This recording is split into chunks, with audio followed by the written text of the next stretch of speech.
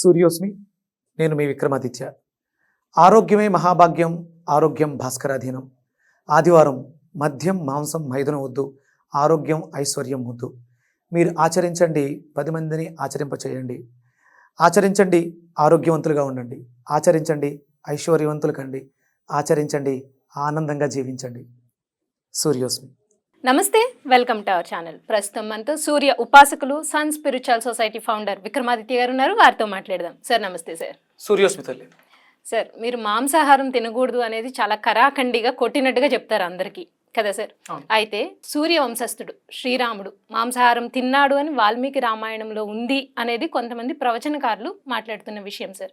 మరి సూర్య వంశస్థుడు కదా శ్రీరాముడు, మరి మాంసాహారం తిన్నాడు అంటే మీరు దాన్ని ఏ విధంగా మీరు చెప్తారు సార్? అంటే ఇక్కడ ఒక్క పని చేద్దాం, కళ్ళు మూసుకోండి. Okay sir. ఓ మీరు కూడా చెప్పండి. ఓ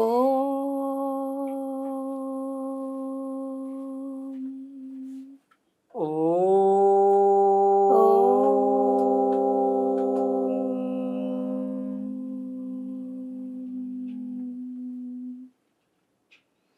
ఓం తేజో అసి, ఓం తేజో అసి, తేజోమై దేహి, తేజోమై దేహి.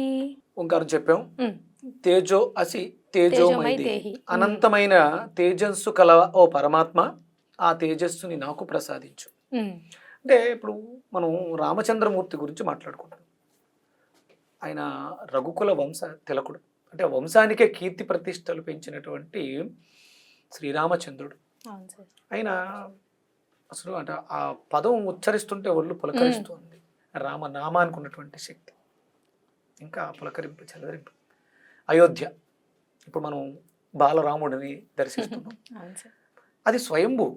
అక్కడ ఇంతకు ముందు ఉండేటువంటి విగ్రహం ఏదైతే ఉందో అది స్వయంభూ. ఆయన ఎక్కడో అది త్రేతాయుగం, ఇప్పుడు మనం కలియుగం. కలియుగం మొదలై 5000 సంవత్సరాలు పూర్తయింది. కలియుగం ప్రథమ పాదంలో మనం 2024 మనం లెక్కిస్తున్నాం. దానికి పూర్వం కూడా ఉంది. సుమారు 5000 దాటిందని చెప్పేసి మనకి సైంటిస్టులు చెప్తున్నారు. అంటే అప్పటి రాముడు గురించి ఇప్పుడు మనం మాట్లాడుకుంటున్నాం అంటే ఆయన ఎంత అంటే గొప్పవాడు, మనిషిగా రూపం తీసుకున్నాడు. అంటే భగవంతుడు అంటారు, భగవత్ తత్వాన్ని పునికి పుచ్చుకున్నాడు ఆయన. పుట్టుక మానవ జన్మగా తీసుకున్నాడు. అంటే దేవుడు పుట్టాడు, ఇవన్నీ మనం పక్కన పెడదాం. ఒక మానవుడిగా ఆయన జన్మ తీసుకోవడం జరిగింది, జన్మ తీసుకున్నారు. ఆయన నడక నడవడిక ఈ రోజు వరకు కూడా మనం మాట్లాడుకుంటున్నామంటే ఆయన ధర్మాన్ని, ధర్మం అంటే వేదము, సనాతనము అన్నది వేద ప్రమాణం మనకి. అంటే చాలామంది హిందువులు మాట్లాడుతుంటారు, మనకి మన హిందూ ధర్మానికి ఇవి అంటే గ్రంథాలు, బైబిలు, ఖురాను, ఇలాగా మనకంటూ ఒక గ్రంథం లేదు, ప్రామాణిక గ్రంథం లేదు అనుకుంటూ ఉంటారు. ఇప్పుడు మనం కొంతమంది మాట్లాడుతూ ఉన్నాం భగవద్గీత అని, శ్రీకృష్ణ పరమాత్మ. ఇది ద్వాపర యుగంలో. మరి ద్వాపర యుగానికి పూర్వం శ్రీకృష్ణ పరమాత్మ వచ్చిన తర్వాత యుద్ధ రంగంలో యుద్ధం చేస్తూ ఇచ్చినటువంటి భగవద్గీత. దానికి ముందు, యుద్ధం చేయడానికి ముందు ఏదో ఒకటి నడిచింది, అది వేదం. 4 వేదాలు. అంటే వేదం తెలిసిన వాడు శ్రీరామచంద్రమూర్తి అధర్మాన్ని అనుసరించడు. ఆయన ధర్మాన్ని అనుసరించాడు కాబట్టి, ధర్మ పరిపాలన చేశాడు కాబట్టి ఈ రోజుకి మనం మాట్లాడుకుంటాం. ఇప్పుడు ఆయన మాంసం తిన్నాడా తినలేదా అంటే నేను ఆయన తిన్నాడు అయితే ఏంటి అని అన్నాం. ఆయన తినలేదు.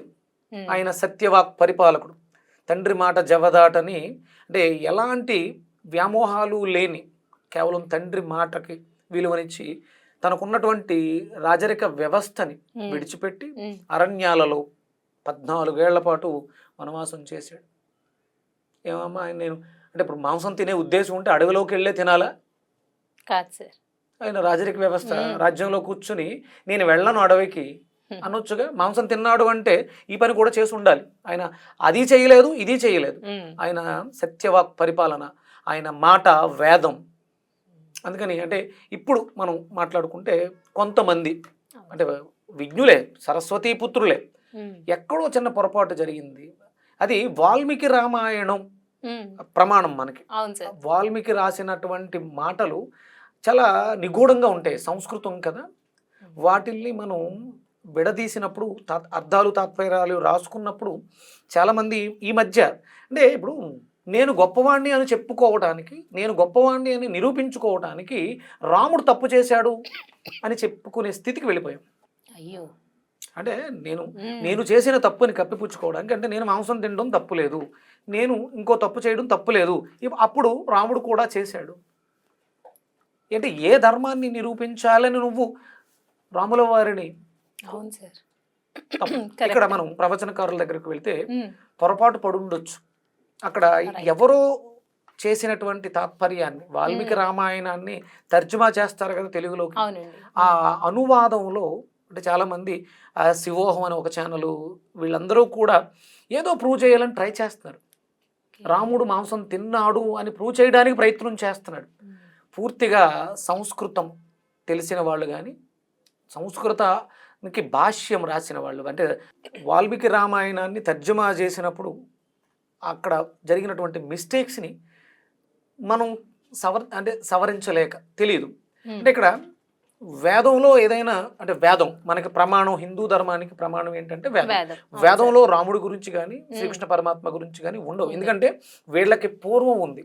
మీకు భగవద్గీతలో రాముడి గురించి ప్రస్తావించవచ్చు. సంస్కృతం తెలియకుండా భాష్యాలు రాసేయడం వల్ల వచ్చిన వాటిని మనం అనలైజ్ చేయలేక, ఇప్పుడు మనకి వేదంలో కొన్ని సూక్తాలు ఉంటాయి, దానికి అంటే ప్రతి మంత్రం ఒక శ్లోకం, దానికి ఋషి ఉంటారు, దేవత ఉంటుంది, అర్థం, ఛందస్సు, ఇవన్నీ ఉంటాయి. అప్పుడు ఏదైనా ఒక పదాన్ని తీసుకొచ్చి ఇరికిస్తే అది తెలిసిపోతుంది. సాంస్క్రిట్ అంటే నేను గర్వంగా చెప్తున్నాను, ఇప్పుడు నేను సాంస్క్రిట్ నేర్చుకుంటున్నాను ఈ వయసులో. ఎందుకంటే ఇలాంటి పొరపాట్లు జరుగుతున్నాయి. ఈ జరుగుతున్న పొరపాట్లని ఎవడు సరి చెయ్యగలరు అంటే మాలాంటి వాళ్ళే. మేము చదువుకుని నేర్చుకుని దాన్ని మార్చాలి అంటే, మీకు సంస్కృతం, వేదంలో ఉన్న సంస్కృతాన్ని ఎవరు మార్చలేరు. ఇవి ఋషులు రాశారు, ఇవి తర్జమాకి వెళ్ళినప్పుడు ఆ తర్జమాలో వచ్చేస్తున్నాయి. తెలుగులో అర్థాల్లో మధ్యలో ఇరికించవచ్చు, కానీ సంస్కృతంలో శ్లోకాలలో, ఎందుకంటే అక్కడ అర్థము, వ్యాకరణము, శిక్ష ఇవన్నీ ఉంటాయి, వాటిని ఇరికించడం కష్టం, దొరికేస్తారు అక్కడ. చాలామంది చాలా ప్రయత్నాలు చేసి ఇరికించడం జరిగింది అక్కడ. ఆయన అంటే నేను రీసెంట్గా కూడా కొన్ని ఛానల్స్లో దీని మీద చేశారు.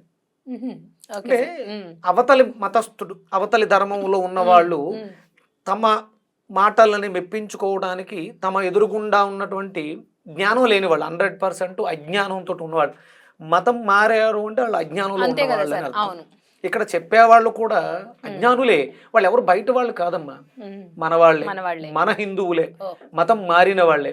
భారతదేశంలో జన్మ తీసుకున్నటువంటి స్త్రీ పురుషుడు ఎవరైనా సరే హిందువే. హైందవ సంస్కృతి సాంప్రదాయాల్లో పుట్టి పెరిగి ఇక్కడ గాలిని, ఇక్కడ భూమిని, మనది కర్మభూమి, దీంట్లో ఉన్నవాళ్లే. ఇప్పుడు వీళ్ళే వాళ్ళ ప్రలోభాలకి, అంటే అప్పుడు మాంసాహారం తినడం మనిషికి మంచిది కాదు, అనారోగ్యం. అలాగే మతం మారడం కూడా అనారోగ్యమే. ఈ మాంసాహారం లేకపోతే వ్యతిరేక స్వభావం ఉన్నటువంటి పదార్థాలు తినడం వల్ల మనసు చెడిపోయి ఏం చేస్తున్నామో తెలియని విచక్షణా స్థితిలో మతాలు మారిపోతూ, మతాలు మార్చడానికి ప్రయత్నం చేస్తూ, ఈరోజు చెబుతున్నానమ్మా, ఇక్కడ నుంచి ఇది 2025, కరెక్ట్గా ఇంకొక 5 సంవత్సరాలలో మధ్యలో వచ్చినటువంటి మతాలు మధ్యలోనే కాలగర్భంలో కలిసిపోతాయి. ఎందుకంటే కాలుడు పరమేశ్వరుడు, సృష్టికర్త, కాలభైరవుడు కాలాన్ని నడిపిస్తున్నవాడు, హిందూ ధర్మం అనేటువంటి చట్రంలో ఇరికించబడినటువంటి దేవీ దేవతా శక్తులు దీన్ని మార్చేస్తాయి. లాస్ ఏంజల్స్లో విపరీతమైనటువంటి ప్రభావం, అక్కడ ఉన్న వాళ్ళందరూ అన్యమతస్తులే కదా.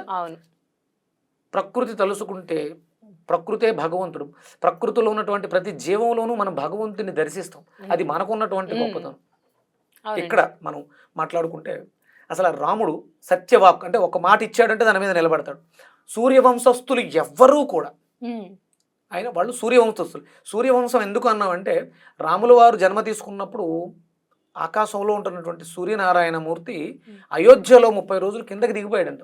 రాముడిని చూస్తూ ఉండిపోయాడు. ఉహుం, ఉమ్. వచ్చిన భగవానుడు కశ్మీర్లో సారీ అయోధ్యలో ఉమ్. అక్కడ ఉండిపోయాడు. మీకు అక్కడ సూర్యకుండం ఉంటుంది. Okay sir. 30 రోజుల పాటు అక్కడ ఉండిపోతే అంటే సూర్యాస్తమయాలు లేవు భారతదేశానికి. అంత చీకటి. 30 రోజులు ఆ. అంటే సూర్యోదయమే ఉదయిస్తూనే ఉన్నాడు. ఓహో, అంతే. ఆయన ఆ ముగ్ధ మనోహర రూపాన్ని చూస్తూ ఉండిపోయాడంట. అంత అంటే అంత ఏదో జరిగింది, అది అలా అంత అంత ఇష్టం రాముడు. అలాంటి రాముడు త్రిసంధ్యలు సంధ్యావందనం చేసి ఆయన అంతటి కీర్తి సంపాదించుకున్నాడు. అంటే మనం ఏదైనా ఒక గ్రంథం చదువుతున్నప్పుడు హిందూ ధర్మానికి సంబంధించి ఆయన క్షత్రియుడు తింటే తప్పేంటి, కాదు అసలు తిండు. ఆయన క్షత్రియుడే అయినా మాంసం తినలేదు. మీరు చూపిస్తున్నటువంటి వాల్మీకి రామాయణంలో ఉన్నటువంటి శ్లోకాలకి తాత్పర్యాలు తప్పు రాసుకున్నారు. భక్ష్య భోజ్యాలు అంటే వండిన పదార్థాలు. ఆయన అసలు వండిన పదార్థాన్ని అంటే అరణ్యానికి వెళ్ళినప్పుడు ఆయన వనవాసం చేస్తున్నప్పుడు కేవలం కందమూలాలు, పళ్ళు, పలహారాలు, వేర్లు ఇవి తప్ప ఆయన ఇంకోటి ఏమీ తీసుకోలేదు. ఆయన గురించి మాట్లాడే అర్హత అన్య మతస్థులకు ఎవరికీ లేదు. రైట్ సార్, ఇది మాత్రం ఖచ్చితంగా. అసలు వాళ్ళకి తెలియకుండా ఎలా మాట్లాడతారు? మీకు సంస్కృతం తెలియదు, మీకు వేదం తెలియదు, మీకు రామాయణం మీరు పూర్తిగా చదవలేదు, మీకు ఎవరో చెప్తే ఆ శ్లోకాలు చదివేసుకుని వాటికి మీకు తోచిన అర్థాలు రాయటం కాదు. సంస్కృతం తెలిసి ఉండాలి. దానికి అర్థం, ఛందస్సు, వ్యాకరణం ఇవన్నీ ఉంటాయి. అవన్నీ తెలిసిన వాళ్ళు మాట్లాడండి. మా రాముడు గురించి అంటే మన రాముడు ఆయన ఒరిజినల్గా. మీరు మీ రాముడు అని మాట్లాడుతున్నారు. ఆయన మన రాముడు, అయోధ్య రాముడు, కౌసల్య రాముడు, అందరి రాముడు, శ్రీరామచంద్రమూర్తి. అందుకని ఏంటంటే రాముడు సత్యవాక్ పరిపాలన, తండ్రి మాట మీద జవదాటకుండా తనకున్నటువంటి భోగాన్ని రాజు అనిపించుకుని యువరాజు పట్టాభిషేకం జరుగుతున్న సమయంలో కుదరదు నాయన, ఇది నేను మాటిచ్చాను అంటే ఏమీ పర్లేదు నాన్నగారు నేను వెళ్ళొస్తానని వెళ్ళినటువంటి గొప్పవాడు, ఉన్నతుడు. అలాంటి రాముడు ధర్మాన్ని అనుసరిస్తారు. 4 వేదాలు తెలిసినటువంటి నైపుణ్యం కలిగిన వాడు. సీతాదేవిని ఎత్తుకెళ్ళిపోయిన తర్వాత కూడా ఆయన రావణాసురుని చంపలేక కాదు, బ్రాహ్మణుడు, బ్రహ్మజ్ఞానం తెలిసినవాడు, వేదాలు తెలిసినవాడు, అపర కఠోనిష్టలతో శివుడిని ఆరాధించాడు కాబట్టి వాడిని చంపితే పాపమేమో అని ఆలోచించాడు ఆయన. అంత ఆలోచించిన వాడు మాంసం తిన్నాడు. ఆయన కొన్ని లక్షల మందిని అంటే మాంసాహారం ఎవరు తింటారంటే క్షత్రియులు యుద్ధం చేయడానికి తినొచ్చు అని ఎక్కడో ఉంది. ఇదే వేదం కాదు. మాంసం తినకపోతే తప్పు అని ఎక్కడ కూడా రాసిలేదు. క్షత్రియులు తినొచ్చు, వాళ్ళు చేస్తున్నటువంటి వృత్తి ధర్మం ప్రకారం. అలా అని చెప్పేసి రాముడు ఎప్పుడూ తినలేదు. దాని గురించి మాట్లాడడానికి ఎవడైనా కానీ ఎవ్వడికి అర్హత లేదు. మీరు గొప్పవాళ్ళైతే మీ గొప్ప ఏంటో చెప్పుకోండి, అంతేగాని మాలో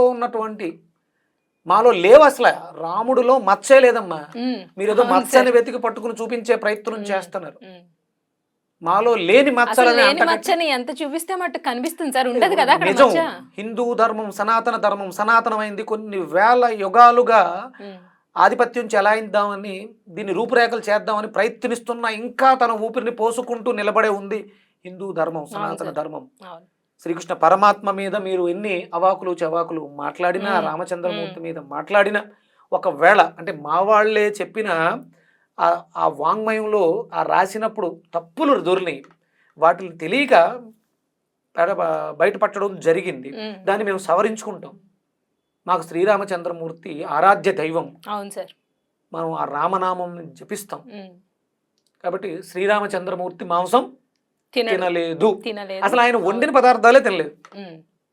అందుకే కదా సార్ శబరి ఎగ్జాంపుల్ గా చెప్పినప్పుడు కూడా ఆమె పళ్ళు ఎంగిల్ చేసి పెట్టింది అంటారు, కానీ మరి నిజంగా రాముడు ఆమె దగ్గరకు వస్తున్నాడని తెలిసినప్పుడు అసలు ఎన్ని వండి పెట్టాలి ఆవిడ ఆనందంతో, కానీ ఏమి వండి పెట్టినట్టు చెప్పరు, పళ్ళని మాత్రం లేదు. అదే సార్, ఆయన అద్భుతంగా చాలా నిష్ఠాగరిష్ఠుడై త్రిసంధ్యలలోనూ సంధ్యావందనం చేసి యజ్ఞ యాగాది క్రతువులు చేసినటువంటి మహామహిమాన్వితుడు కాబట్టి త్రేతాయుగంలో ఉన్నటువంటి ఒక భగవత్ స్వరూపం గురించి ఈ రోజు మనం మాట్లాడుకుంటున్నాం. ఈ యుగంలో కొన్ని వేల సంవత్సరాల తర్వాత కూడా అంత గొప్పవాడు.